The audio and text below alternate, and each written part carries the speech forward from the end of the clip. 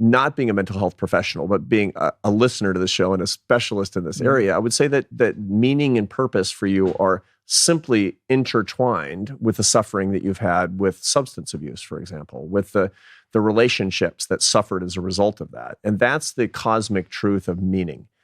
And one that's really elusive for all the young people today who are psychological hedonists. They're spending all of their energy and time trying to avoid unhappiness. Mm-hmm. What that does is that when you avoid pain, you're avoiding meaning.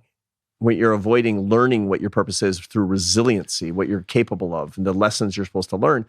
And to avoid your unhappiness is to avoid your happiness. Which is that we need pain. We need sacrifice. Yeah, it's so true and so convoluted to understand, but it's absolutely essential. And I think that's a very accurate, sort of notion of how I think about this, because my satisfaction and my purpose have been sort of gilded out of unhappiness and suffering and toil, but a search for meaning within that, and then an act of service in trying to return what I've learned along the way. And so it's not an Epicurean happiness.